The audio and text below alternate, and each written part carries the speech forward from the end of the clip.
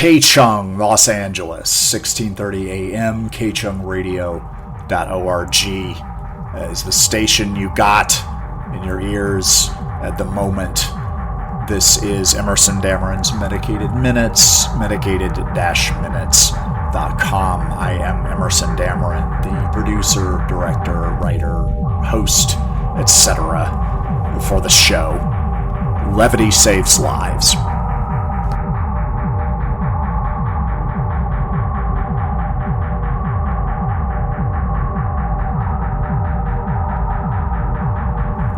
It is now time once again for Ask a Sadist, a round of Q&A with me, your host, well known throughout the Los Angeles metropolitan area as a sadist with a heart of rugged gold, choker, flogger, penetrator, and occasional perforator of orifices, pending the most exquisitely enthusiastic consent. That's right, it's not enough to take it and like it, you have to beg for it.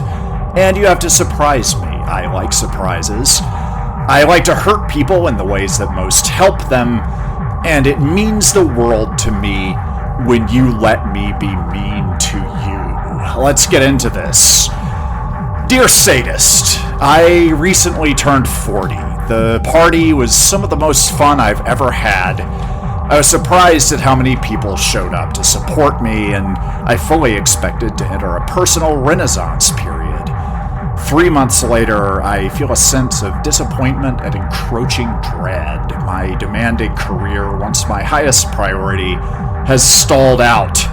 I feel disconnected from my husband and 2 young daughters. I'm having mysterious health complaints. I need a big change. What do you suggest?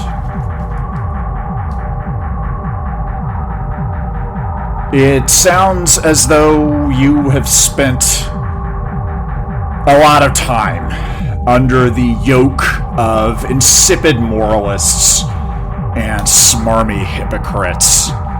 You allude to this high-pressure career that you're involved with, and if that were just a route to other things such as debauchery, invitations to orgies involving blood play, fire play, etc., I would understand, but by attaching your identity to the career itself,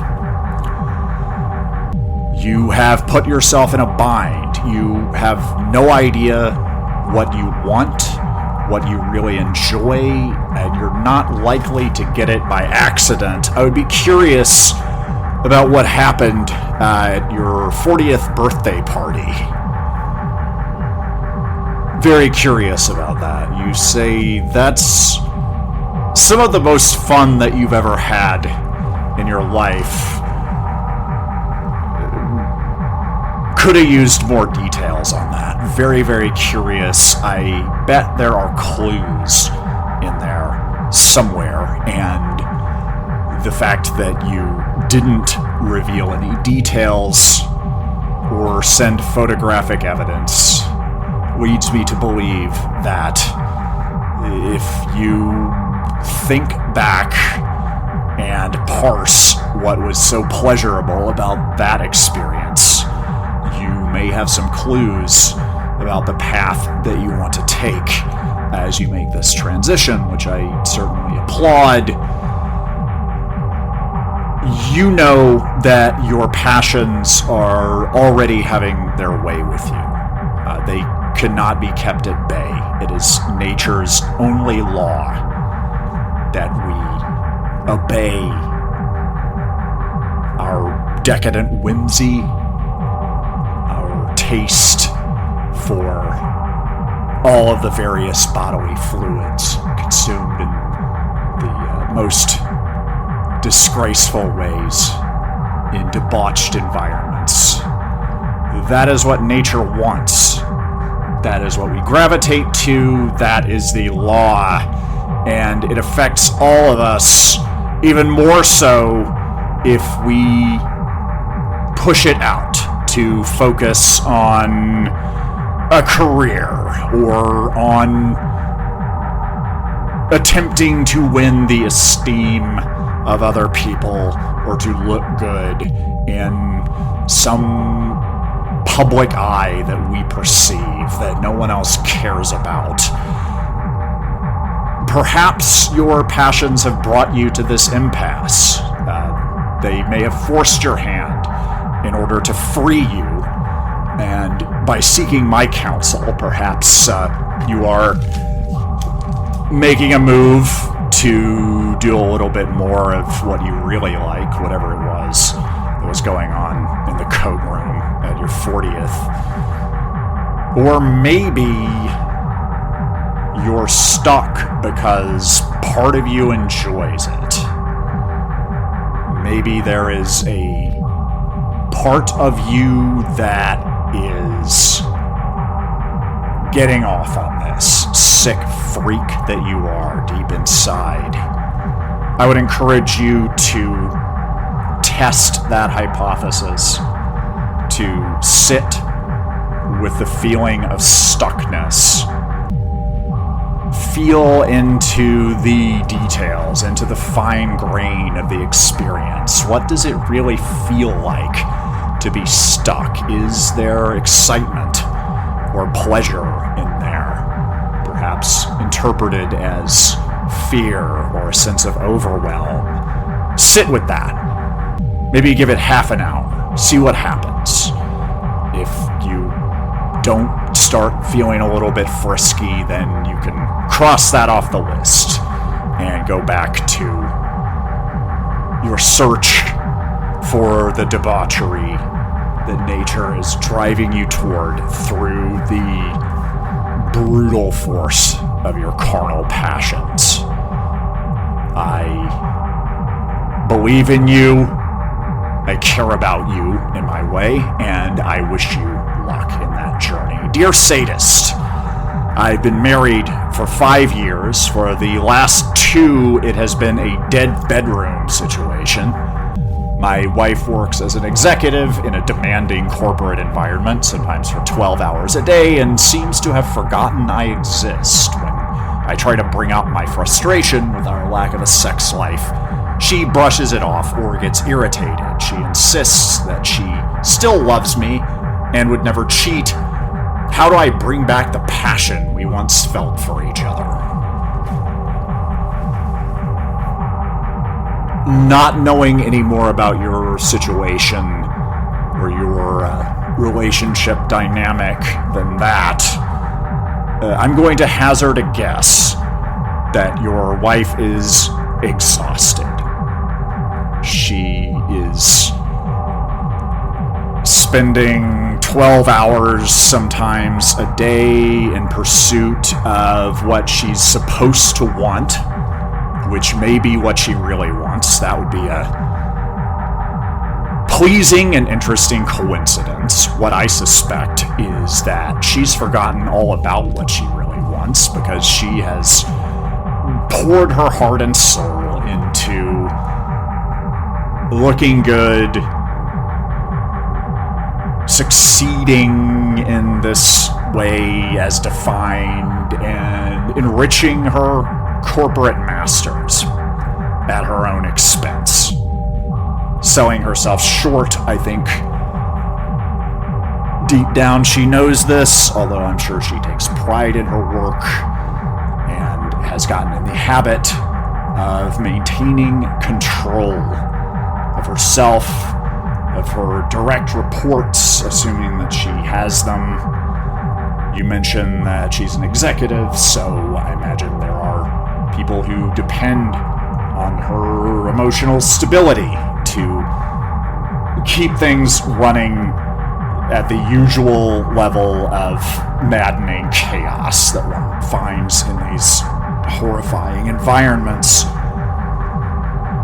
Your wife is exhausted, and she's always told that she's doing well, that she's getting everything that she wants, that her dreams are coming true. Her parents, if they're alive, I'm sure are impressed.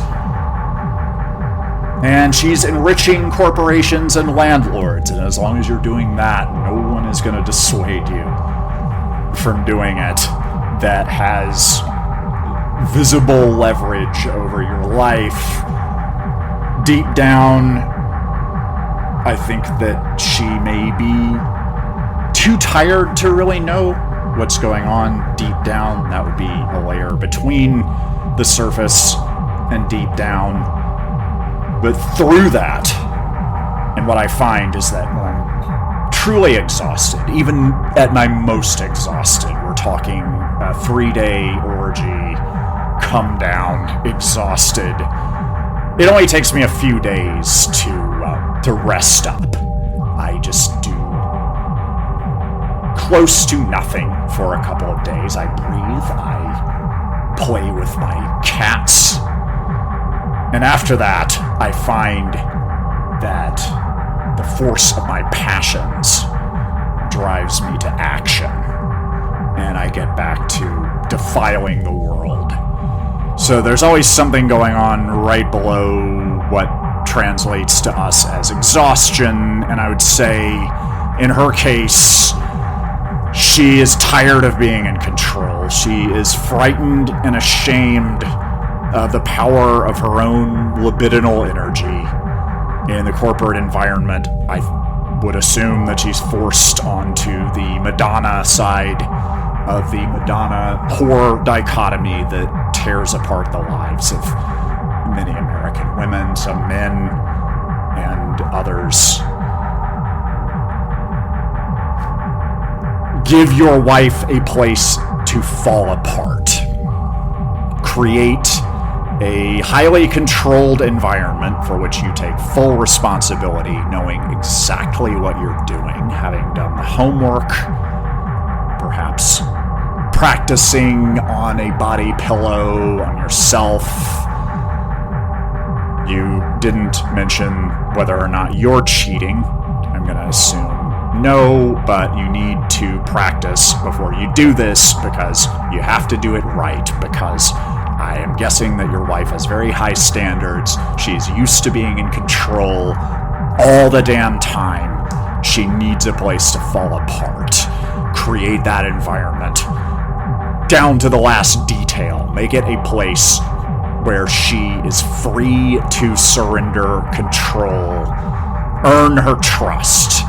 It sounds like perhaps you have lost it through all of the static in your communications. Do what you gotta do to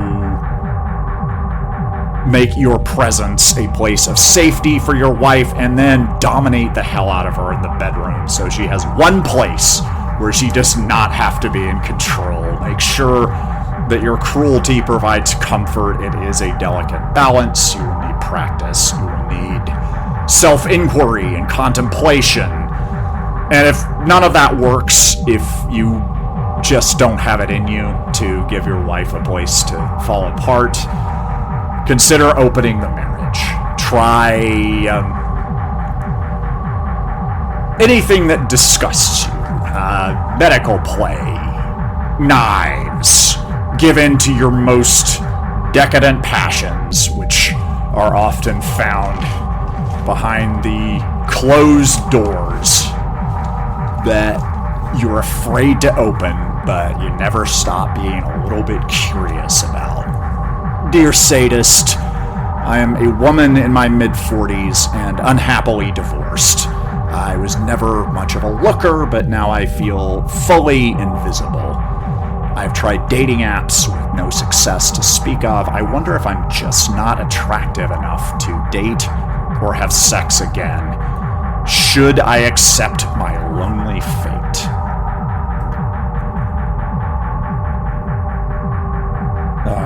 What the hell is going on? Do you have any last shred of your imagination left over? What have they done to you? Have they taken everything? The last refuge that you have is your inner world, and they've conquered that. What on earth is this? How have you allowed this to happen? Nature wants you to follow your passions where they lead and defile the world. That's what got you out of your marriage, which you say you're unhappily divorced, but whatever happens after this is going to be partly a result of that experience, and we are going to make it not good, but evil. And that starts with using your loneliness. You are suffering because you feel rejected, isolated, a lack of self-confidence that comes from that. All of that is frustrating, but it doesn't sound like you like or trust yourself, and we're going to fix that. We're going to make you at home in your inner world. I would suggest, if you are not getting dates at the moment, and if you are a single woman and you're not getting dates, it means that on some level you don't want to and you're not really trying, and I think that's for the best, because your opportunity is within. Read up on the practice of sex transmutation. That is a meditation adjacent practice through which you focus the rays of your carnal passions and train them and use them for purposes outside of sex itself. And in your case, that is going to be building your own glorious inner hell, where you will rule as a beast that you are. Consider this freedom of a sort. I know it doesn't feel great, but it affords opportunities that people in long-term relationships, like Mr. Dead Bedroom from the last letter, do not have. Marquis de Sade wrote his most significant works in asylums and prisons. He was not out partying. I don't think he ever used the word party as a verb. He was locked up, persecuted, denied all the comforts that society provides to the obedient. And he created timeless works of literature and philosophy. Reclaim your inner world. Banish these colonialists that have taken over your imagination. They took everything you had. It's pathetic. Take it back. What's inside you is yours, and if you make yourself at home there, people will gravitate to you. Dear Sadist, help. I'm afraid I might be a narcissist. I would be shocked if you weren't.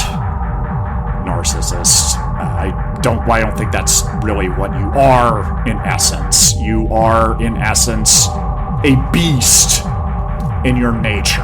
And it is encouraging that you're concerned whether or not you're a narcissist, because that means if you're behaving in that sort of way, you do have an exit ramp. Most narcissists will preserve their delusions about themselves at the expense of their freedom. You have come to me. That's a good sign. You are cursed with the notion of a self-concept, something that is not a burden to animals other than humans, to the best of our knowledge. This hard problem of consciousness is the true horror of the human experience. I'm not a fan of narcissists. All of the ones that I can think of are pathetic specimens with no true allegiance to their own truth, their own experience, what they really believe, not fit for adventure. I'd say indulge in your debauchery. give in to your caprices, follow your passions where they lead, see how that feels for you. If you have a good time and you get out of this self-pitying, self-regarding situation that you're in right now, that's all to the good. If you find yourself concerned with presenting yourself to others the way that you think they want you to, not even the way they really do, you don't care what they really want, so you're impressing the you that lives in your projections on them, which is such a waste, so exhausting. If that's how you feel, you might need elevated help with your narcissism. But just remember, people don't care that much about you. They care about how you make them feel, and people crave cruelty, with a few exceptions. That's your greatest gift. I'm guessing if you're exhibiting symptoms of narcissism, they may include a tendency to mistreat people in certain ways. I would get more artistic about that, get a little creative. Maybe mistreat people in ways that could delight, titillate, seduce, scratch an itch that they just can't reach themselves. Try it on. If you're going to be cruel, get good at it. Don't just be nasty and insecure. We've got more than enough narcissists. Large chunks of our society are optimized for it. Most of those people are aching for true cruelty as much as anyone else. May they get the bruising that they are so self-evidently cruising for. I wish the same for you and your self-awareness. I believe it may be much more glorious. There is no easy escape from the horror of human consciousness, but there's a lot of fun that we can have while we're here. This has been Ask a Sadist on Emerson Dameron's Medicated Minutes.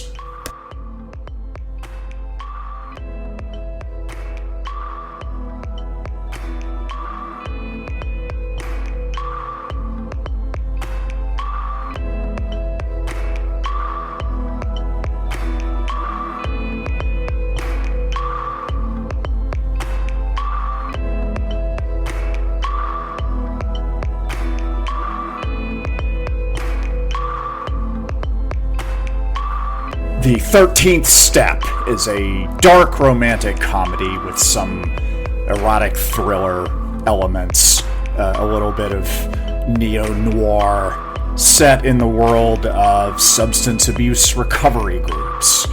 We start with Amber, our soulful, bitter, washed-up mess of a hero, with her overlapping substance abuse and mental health issues. We catch her on Friday night. She's having a blast. She's doing rails, drinking tequila straight from the large bottle, and doing all kinds of stuff. And then we see her en route to the emergency room. Her friends are with her, and it's implied that this is not the first time, that this is in fact a regular occurrence on Friday nights. This time, when she's brought in, her friends bail because they don't want to get wrapped up in this. Amber has taken a lot of people down with her already, and she is now in the process of hitting bottom once again. And when the friends are gone, there's no way to identify Amber because her ID and wallet and purse are all missing. Nobody knows where they are, but she does have her cell phone, and the medics manage to get into it, and they find the number for Mom and give Amber's mom a call. And so now she's in trouble.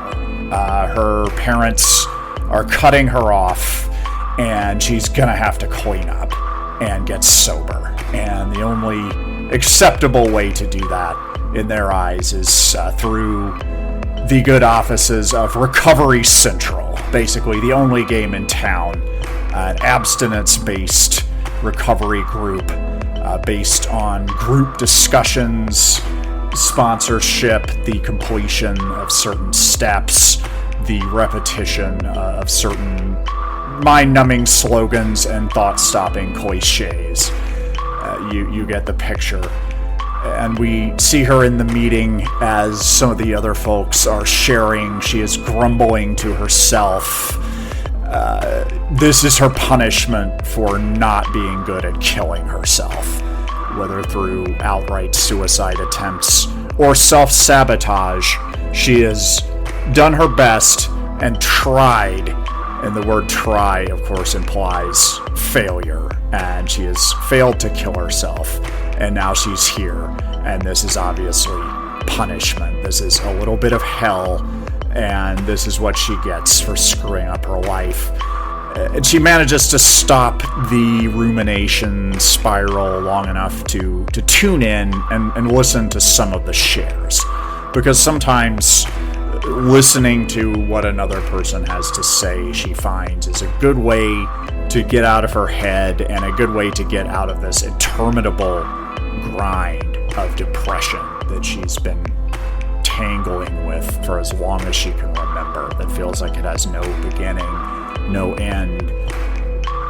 She checks out of that for a minute and just listens to what some of the other members of the group have to say. There's Ben, who's a handsome, well-spoken, kind of elder statesman of the group. He sponsors a lot of people. He's very charismatic and charming, and Amber is very plugged into what he has to say. There's Sal, who's wearing a shirt with dragons on it and talking about his wild days as a pornographer. His shares are polarizing, since some of the members of the group are sex addicts and are triggered by any mention of pornography, but they're also hilarious, so he's allowed to continue. Farmer is not so lucky. Farmer is a stoner philosopher who always ends up arguing in favor of psychedelics as tools of personal inquiry, and that is frowned upon at Recovery Central. He is always shut down before he can really make his point. And then it comes to Amber, and she's asked if she wants to share this time, implying that previous time she has declined. But this time she pours her cynical, wounded heart into it. She makes the most of that 3.5 minutes, and then the alarm goes off and tells her it's time to wrap up, and she sticks the landing. She comes in right at 4 minutes and basically just breaks everyone's heart by just pours all of her intelligence and the humanity that she's preserved through her wit and grit and humor, and everyone kind of falls in love with her. We see her sense of righteousness flare up in her eyes, and a little bit of what must have been there when she was young, but maybe just got put aside when she was focused on getting messed up. Something very essential reemerges and gives her this charismatic glow that gets everyone's attention. And after the meeting, Ben comes up to her and says how impressed he is and offers to sponsor her, and says, she's going to do great in this program. It works if you work it. And he asks her if she wants to go grab a cup of McCafe, which is the beverage of choice for people in Recovery Central. It's what they serve at the meetings, and it's a source of comfort, so they often drink it outside of the meetings as well, at a McDonald's or in vehicles, having gone through the McDonald's drive-thru. And she goes out for McCafe with Ben. They hang out at McDonald's and talk about their lives and hit it off. They click right away, and it just seems like it's instant chemistry. And Ben invites her out to do a bunch of fun stuff with the group. They go bowling, roller skating, they do immersive theater experiences, and those pop-up museums that are for Instagram. She is now in the inner circle. And then one day she meets Ben to go over her resentment inventory. And instead of going to McDonald's afterward, they drive through and they take the McCafe back to Ben's apartment. And they brush their teeth and have sex. And the next day, we find Amber alone at a diner, feeling weird, kind of lost, confused, like just something is off. And she doesn't really know what it is, but the more she ignores it, the more she tries to focus on how well things are going, the weirder she feels. And she's scrolling through her phone, looks at her text. She texted Ben earlier, and he left it on red. Her mom is calling, trying to get an update, and is probably gonna give her some static about this, that, and the other. And she kind of freaks out. She's just lonely and confused. Maybe it feels like things are going too well. She doesn't know. She calls her dealer and relapses. And we see her later on that night, probably early the next morning, pacing around in a Fleabag motel room, probably somewhere in the South Bay, not the nice part, just walking around in circles. And she calls Ben, and he doesn't pick up. She calls again, and he picks up kind of groggy, seems like he's in a mood. He's dismissive. He just says, "Come to the meeting tomorrow. It works if you work it." He goes over some of the slogans and then says, just sleep it off. In the meeting the next day, while Amber is waiting to share, a young woman named Sarah does her share, and in it she confesses that she's deeply in love with Ben and rhapsodizes about the insane sex that they had the previous night.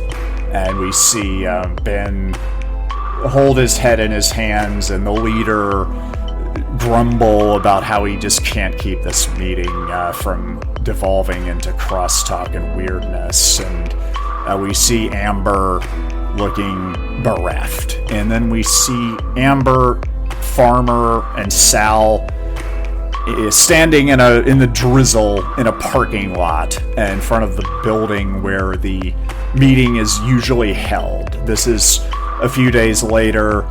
The meeting was called off because of rain, but that was only announced through the WhatsApp group that the Inner Circle uses, and that's how Amber finds out that she has been kicked off of the WhatsApp group, much as Farmer and Sal had been. And they meet Jess, who is somebody that was at some of the first couple of meetings that Amber went to, but has not been seen lately.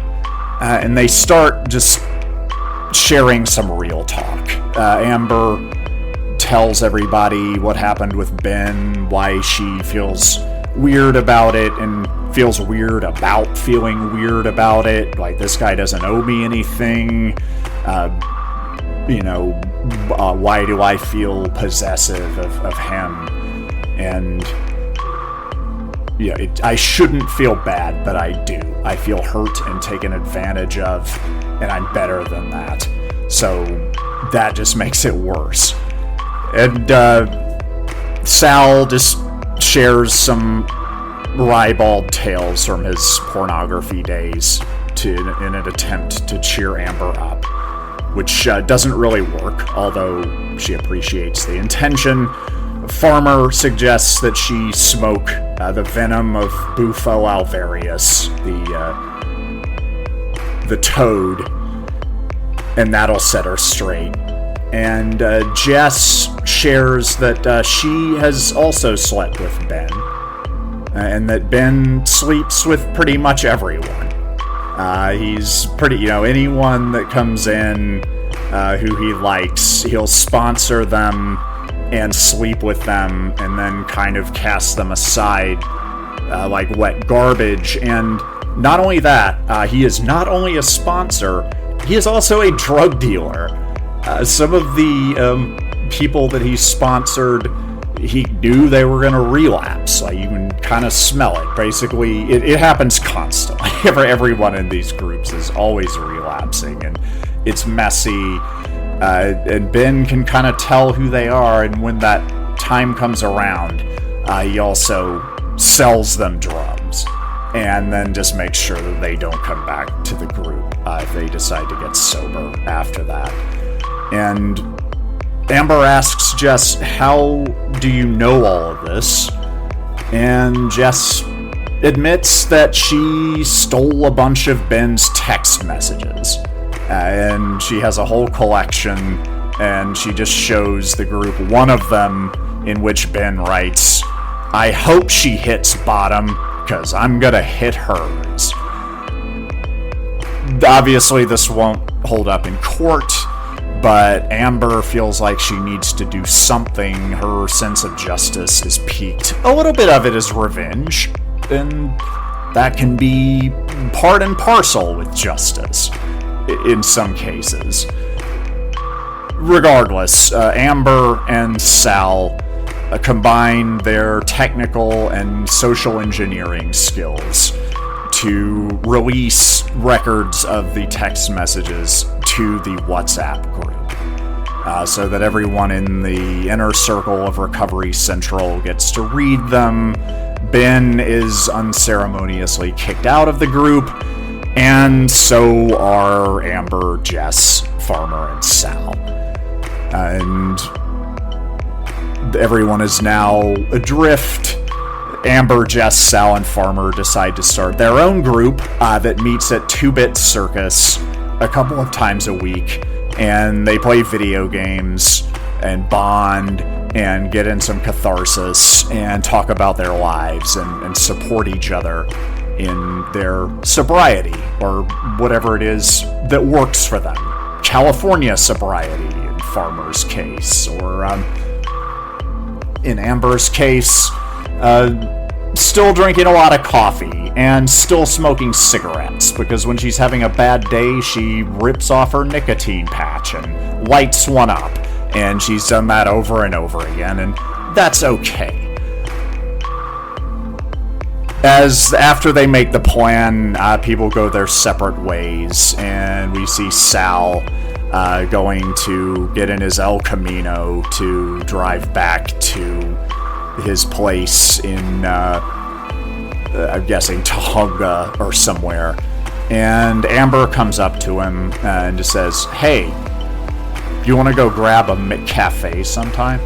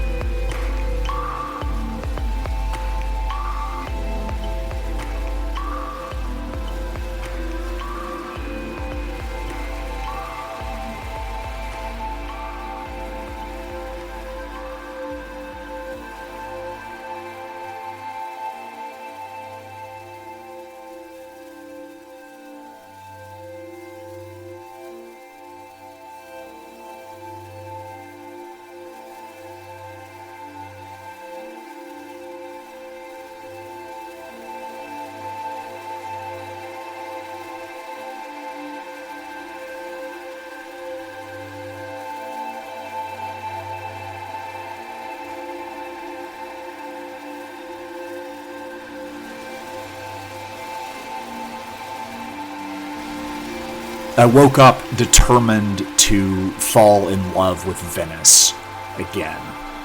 Deborah had told me that she had just moved to Venice. She didn't give me the full background or context. She didn't do that out of a lot of the stuff that she said about herself, but she said she was new and she didn't know that much about it.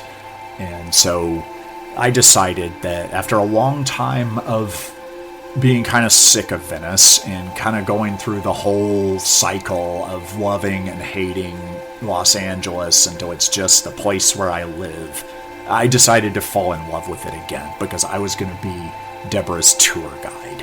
And she was new to LA entirely, so there was so much to explore. So many days of a lot of sitting in traffic, but also going to the observatory and going to Manhattan Beach, which is a very different beach experience from Venice, and going up to Santa Monica, which is its own beach experience, going on hikes into Topanga Canyon, finding the secret spots, some of the weird museums. I was going to be her tour guide and help fashion her LA experience. As when I moved here, a dear friend took it upon herself to show me around and show me all of her favorite things, and that set the tone for my own LA experience. And your experience of a place is the people that you connect with there and the things that you do. Los Angeles has a certain reputation, but you can certainly find shallow, vapid, pathological people in Atlanta or Chicago, and you can find delightful, very deep, rich, rewarding relationships in Los Angeles, and that's what I felt like was developing here, although I'm not always the best judge of that. And I spent a couple of weeks showing her around, and it was a wonderful experience, although she maintained the poker face in this. Like, I could perceive that there was something going on. I could detect the warmth and the eroticism in her expressions, but it was quite subtle. And she had this charming musical southern accent, but pretty much kept her voice at about the same tone and level most of the time. So the effect was a little bit cryptic, but I loved spending the night. We had absolutely madcap sexual experiences, each time more debauched and gratifying deeply, hard and smooth, the whole 9 yards, deep down, deeply gratifying. All of the lover skills that I developed on myself were being put into play, and it was absolutely delightful. She had a yin for public sex, which has never been... I've done it before. I was once gored by mosquitoes in the act of sex in a somewhat wooded area near a small town where there was a risk of being seen, but there was a greater risk of receiving dozens of mosquito bites, which is what happened to me. And I've done the drunken shenanigans in the alleys, and it's all of that Friday and Saturday night stuff. For Deborah, it was 7 days a week, and she always wanted to have sex in public places where there was probability that was not zero of getting caught. That was thrilling for her. The fact that it was thrilling for her in a way that probably only I could detect, it was thrilling for me. And it was a new thing for us. I don't know that I would do it otherwise. I don't know if I would have come up with the idea. I came up with some ideas of my own that she was very enthusiastic about, but that was her thing, and I don't know that it would have lived on in me without her around. But I was good giving and game, and it was a lot of fun. It was exciting. It felt like we were rebels. I think in one instance, some friends of mine that we were friends. There's a history there, but I find them to be kind of judgmental these days, and we're not getting along quite as well. And we hung out with them for a bit, and I think Deborah picked up that I just didn't really want to talk to them, and I didn't feel the same warmth that I had in the past. We were just acting it out. And she got a room in a hotel across the street from where they were sitting drinking their coffee, and got a room with a window that had visibility from that place, and just screwed my brains out in full view of those people, which was somewhat gratifying. They have given me a wide berth since then. I'm thankful for that. We fell asleep together in the hotel room because she had it for the night. I woke up around 2 in the morning, which is something that sometimes happens when I go to sleep early. And I noticed that my soul was gone. I was as shocked as you are. I didn't think I had a soul. I didn't think that was real. I only understood it as a metaphor. But I was fully aware that mine was gone. It had been there, and then it left, and now it was absent. And there was a note in big loopy handwriting that you kind of had to read in a lilting southern accent. Just the musicality of it was palpable. That said, I'm sorry, goodbye, Deborah. She took my soul. Maybe she needed it. Maybe she needed it more. Why am I making excuses for this? My soul is gone. What am I gonna do? I didn't even know I had a soul in the first place. How do I get back something I not only didn't appreciate, but didn't even know I had? I never took inventory on my soul. It only makes sense to me now that it's gone. I tried my usual things. I smoked Bufo alvarius, the venom of the Colorado river toad, referred to as the Everest of psychedelics, and it does nothing for me, which is highly unusual. Sometimes I will not remember anything, but I will feel profound effects later. In this case, nothing.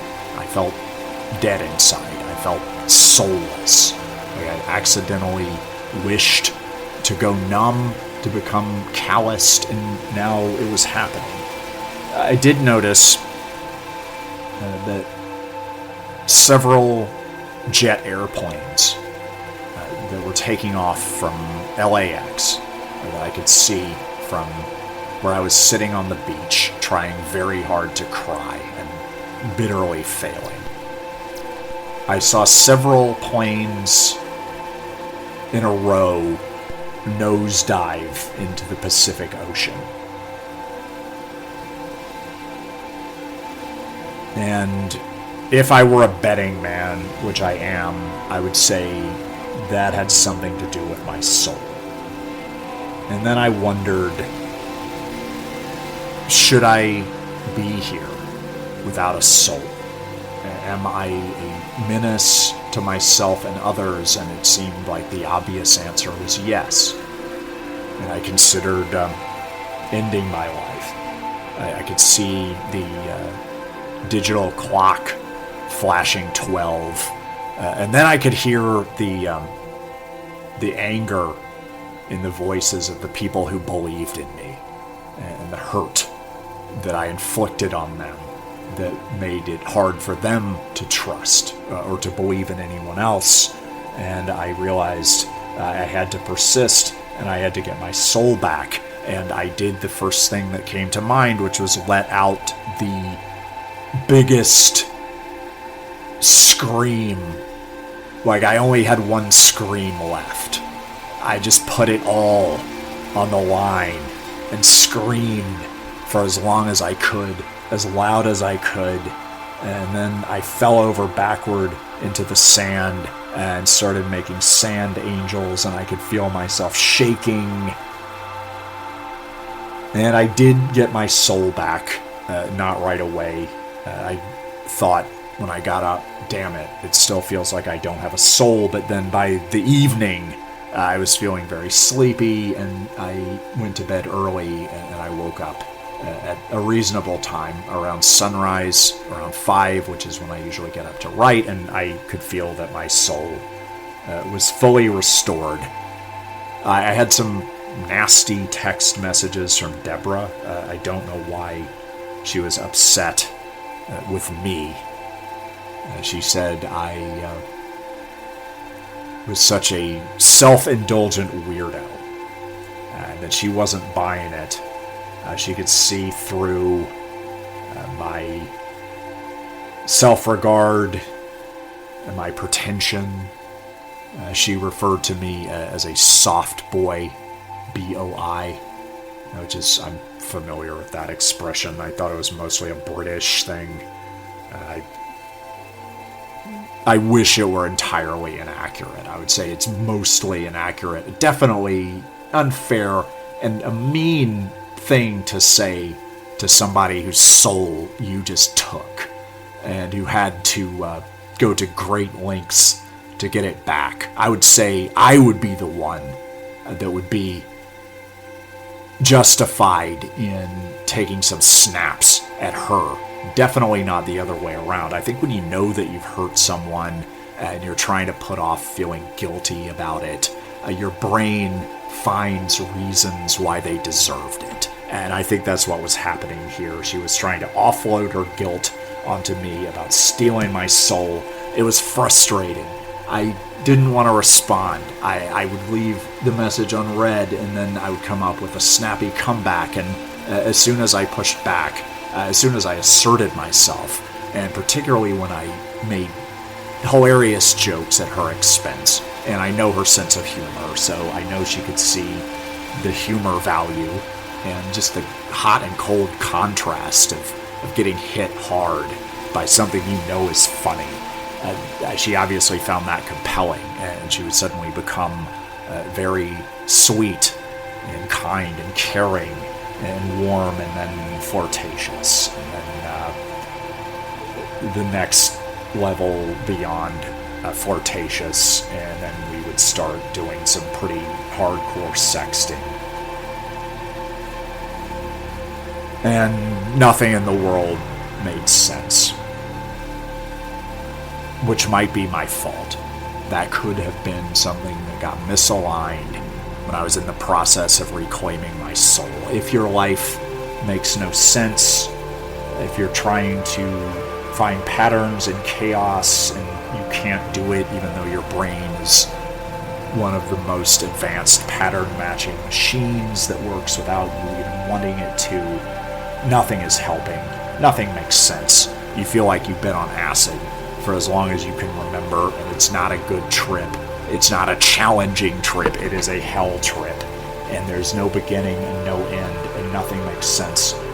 That might be my fault. I offer my apologies. I really wanted to get my soul back. It seemed really important. I can't say that I regret it. It's not a perfect system. And some stuff has been out of whack since then. I'm looking into it.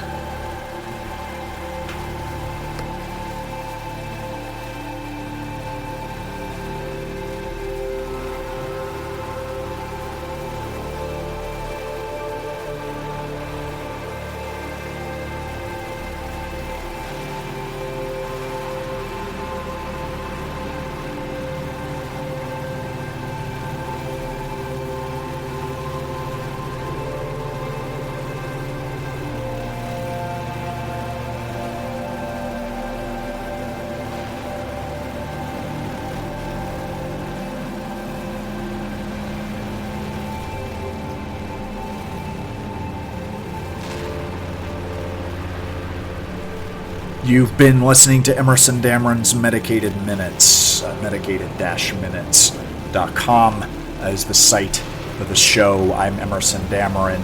I'm pretty much the whole shebang. I'm the producer, director, writer, host. I'm the architect and auteur of Emerson Dameron's Medicated Minutes. I do pretty much everything except the music, which this time is courtesy of Chris Rogers, Omu Shell, and Visions of the Universe. And I don't broadcast the show myself. It is made possible by K Chung, LA's Rebel Radio family, to support the show. That's the coolest thing you can do. I love you personally, and I'll love you a little bit more if you support K Chung and respect my boundaries and treat me with respect, if not deference, the first time we meet. Maybe we'll warm up to each other over time, but I don't need too much in my face friendliness right away. I might not trust you. Friend is not my default setting at the moment, but I appreciate respect and a level of kindness, some compassion, basic human decency. All of those things are great. Giving money to K-Chung is really where it's at. kchungradio.org/donate. Thanks for listening. Thanks for everything you do. Levity saves lives.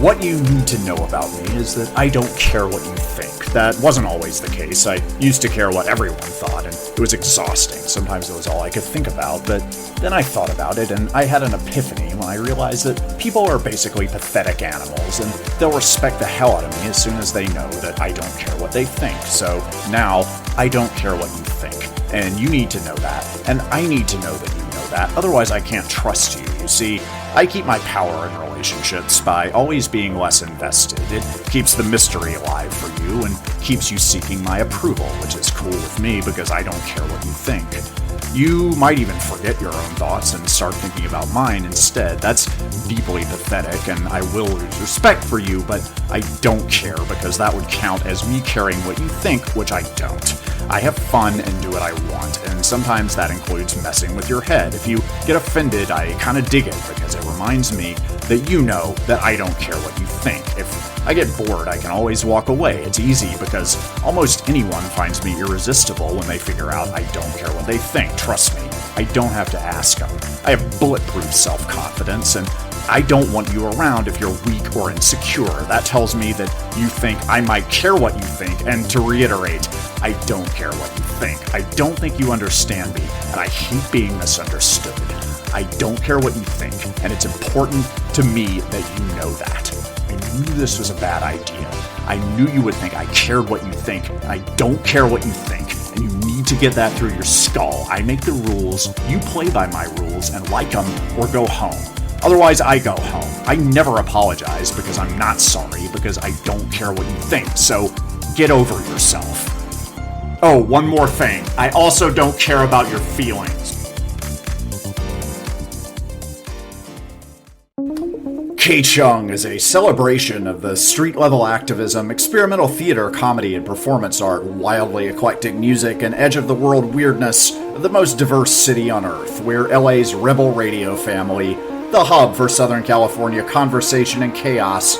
We do a lot with a little, and we need your help in the form of your hard-earned frog skins. Go to kchungradio.org/donate. Give what you can, and be honest.